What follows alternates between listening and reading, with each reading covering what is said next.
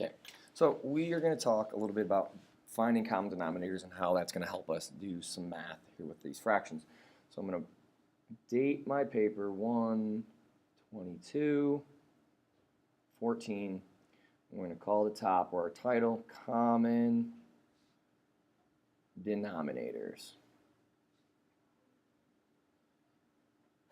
Okay. And there's a lot of different reasons or ways that we can find common denominators, and why is because we can't do a lot with fractions without them being, easy to identify going forward. So let's start out by just comparing some fractions. So let's decide what fraction is greater. Is 3/4 greater than or less than 4/5? Now we can't say with absolute certainty just by looking at them without having some math to prove it. Now I could draw a picture, I could draw my rectangle here, 4 boxes, shade in 3, 5 boxes here, shade in 4, but unless my drawings are completely accurate, measured out, things like that, I don't know for sure. So what can I do with some math to figure that out? Well, what I want to do is find a common denominator. Let's use those words to help us figure out what that means. Common is going to mean the same, and denominators is going to be my bottom number. So when I say common denominators, I want to find a equivalent fraction for each of these where they both have the same denominator. Now there's a lot of different ways we can find those common denominators. One way would be to find the multiples of 4 and 5. So the multiples of 4 are 4, 8, 12, 16, 20, 24. And the multiples of 5 are 5, 10, 15, 20, 25, 30. So I listed the first 6 multiples because multiples are skip counting, or these numbers multiplied by any other whole number and what that turns out to be. Well, what do we see as the number that they have in common? 20. Now, what we just found here is something we call the least common multiple. This is a very good way to figure out a common denominator. When you find the least common multiple, it should cut down on the amount of reducing you do at the end. It's not always true, so we're going to tackle a couple different ways to find common denominators. But this right here, listing out the multiples and finding the smallest one, is what we call least common multiple, or LCM for short. So we find out that the least common multiple is 20. So I'm going to take 3/4 and I want to change it to an equivalent fraction over 20. Well, how do I go from 4 to 20? Times 5. So then whatever I do to find an equivalent fraction, right, whatever I do to the bottom, I do to the top. So 3 times 5 is going to be 15. I'm going to take my fraction of 4/5, and I'm going to change it to an equivalent fraction over the same denominator, right, common denominators, over 20. So from 5 to 20 is times 4. 4 times 4 is 16. So now as I look at these, which fraction is greater, 16/20 or 15/20? 16/20 is greater. So therefore I know that 4/5 is greater than 3/4 since these are equivalent fractions. So my answer here would be 3/4 is less than 4/5. Okay. So what did you notice about how I was able to find a common denominator? I multiplied 4 by 5. Well, where do you see 5 in my original problem? As the denominator here. When I multiplied this fraction by 4, where do I see 4 in my original problem? Here, and yes, here in my denominator.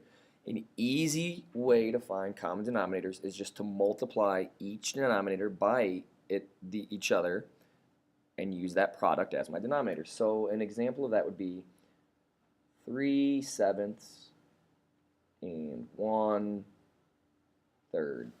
I don't really know how to compare those right now. So an easy way to find a common denominator instead of listing out all of these multiples is just to multiply 7 times 3 and call that my common denominator. So 1/3 is going to turn into something over 21 because I'm multiplying by the other fraction's denominator, so times 7. And what I do times the bottom, I do times the top because they need to be equivalent. 1 times 7 is 7. So the equivalent fraction of 1/3 right here is 7/21. And 3/7 is going to turn into something over 21. But how do I go from 7 to 21? Times 3. And I multiply 3 times 3, and I get 9. So what that does is then I'm, again, able to decide which fractions are greater. The equivalent fraction of 3/7, 9/21, is greater than the equivalent fraction of 1/3, 7/21. So 3/7 is greater than 1/3. Notice I need to go to common denominators to decide which of these fractions is greater. Okay. Just a reminder, if this is going a little too quick for how you can write, always push pause, copy down what you see on here, because everything on this paper needs to be on your paper. Okay, so if you need to hit the pause button, copy it down, and then hit play when you're ready to go, that is what you need to do. Okay, so I'm going to move my paper up so that way you can see. So I found out that the first two ways that I can find a common denominator would be, again, using that least common multiple if I list them all out, or I multiply the two denominators by each other to get a common denominator, then create equivalent fractions and compare them. The last thing we can do is we need to discover how, there's another trick. If I go from 1/3 and I want to compare that to 2/9. Now, like we did right here, I could multiply 3 by 9 and get a common denominator of, what's 3 times 9? 27. So that could be my common denominator. But what do you know about multiples of 3? Okay. An easy trick, or just math tip that you can use your number sense to figure out, is that if you can create an equivalent fraction from one fraction to the same denominator that already exists, you can do that. So if I can skip count 3, 6, 9, I can change 1/3 to an equivalent fraction of, how do I go from 3 to 9? Times 3. So now 1/3 turns into 3/9. I don't need to do anything with that fraction. Is 3/9 greater or less than 2/9? Greater than. So then 1/3, because these fractions right here are equivalent, 1/3 is greater than 2/9. Okay? All right, so here's what I want you to do.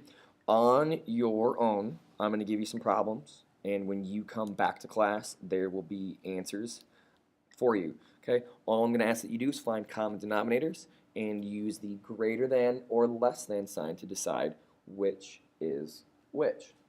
All right? So I'm going to put a few on here. You need to put those on your paper. Answer those and bring that back to class with you. Okay? So the first one I want you to compare is I want you to compare 3/5 to 3/6. Okay?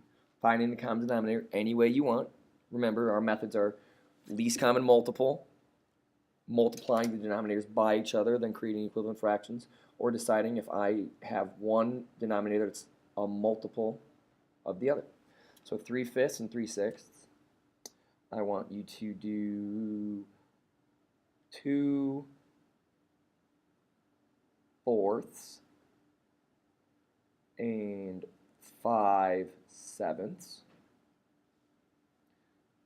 Number that 1, number that 2, number this 3. I want you to do 5/6 and 6/8.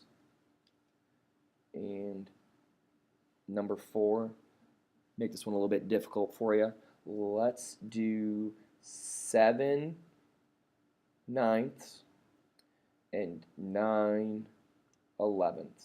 Okay, this one should be a little challenging, not because you don't know what you're doing, but I just want to test your math facts. Now, if you can't do that in your head, I recommend that you write it out. You got a lot of room over here on your paper. Okay, make sure that you are writing down the original problem, leaving room for your answer so that we can check it. Okay, making sure that you get your equivalent fractions. All right, go ahead and get started.